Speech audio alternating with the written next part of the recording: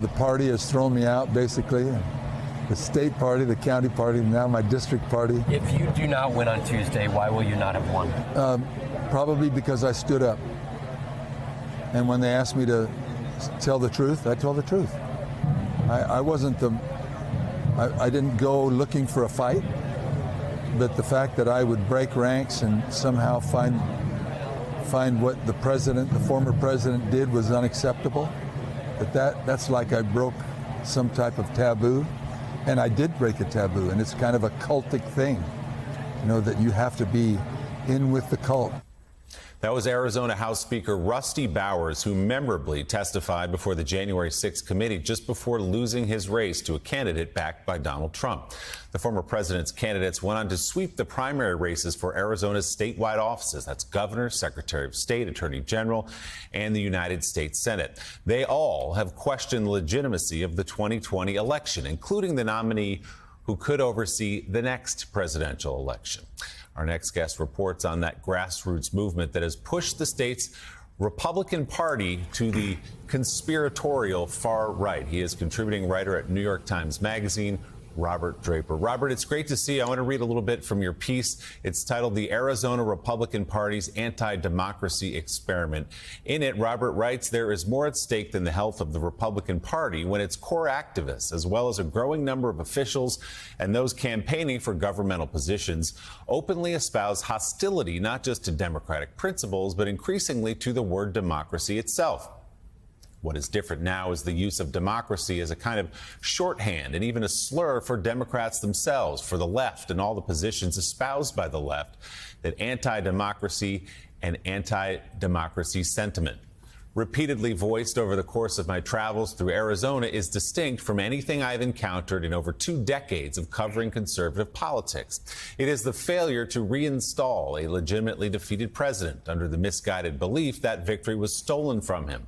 That seems to have ushered in the view among Arizona Republicans and many more across the nation that democracy itself was at fault and had been weaponized by the political left or the enemies from within, as McCarthy once put it. So, Robert, as you write in the piece, you've been covering the Republican Party and conservatives for a very long time.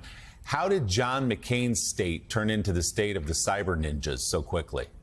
Yeah, that's a great question, Willie, and the shorthand answer to it is that it was never quite McCain's party to begin with.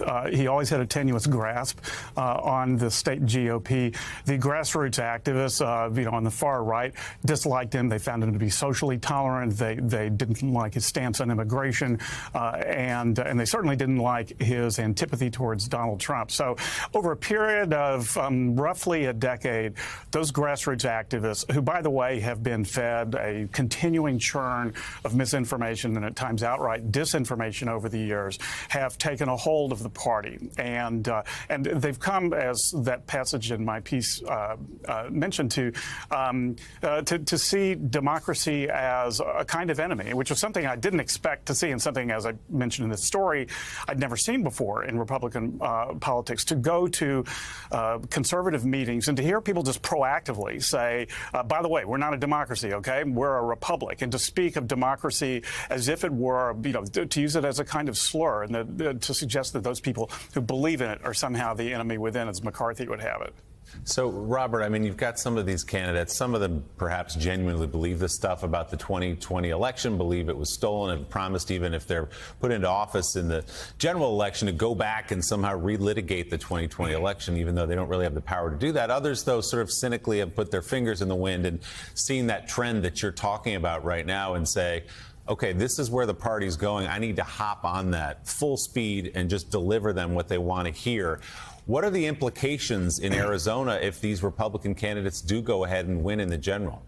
Well, I think, Willie, the problem, the dilemma that the national party writ large faces, but we see it acutely in Arizona, is where does this end? So let's assume that some more cynical Republican politicians just say, look, let's ride this wave. If we don't ride it, we're going to be crashed against the shoals by it. And then once we're in power, we'll do what exactly? Hope that all of this goes away? Hope that people suddenly forget that, according to them, the 2020 election was stolen? There doesn't seem to be any kind of strategy other than just hoping that it dies off. So, God, okay, you just answered my next question. Just hoping it dies off. When you talk to someone who is very much in Trump's corner, for example, from Arizona, and you talk to them about the search warrant, or you talk to them about any of the legal challenges that he's facing today, they will tell you that Trump has a reason for it. He's being maligned. It's a lie. It's a witch hunt. They will not listen to reason, to the law, to precedent. And I guess my question is, how do you turn back when you have the impact of disinformation really pervading a good portion of the public, for example, in a state that perhaps is completely tainted by Trump's disinformation?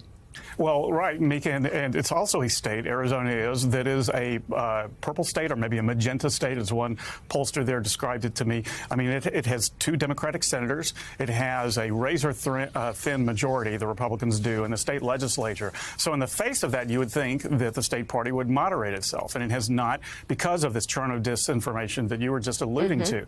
And the real root of it, I think, Mika, is that they have become convinced that the left is incorrigible, that the left is evil, and that there's nothing you can do, as Charlie Kirk of the Arizona-based Turning Points USA Today said, to persuade them. You just simply have to defeat them. So it is a kind of war, a civil war, and in that kind of state, you don't wait around for the other team to change its mind.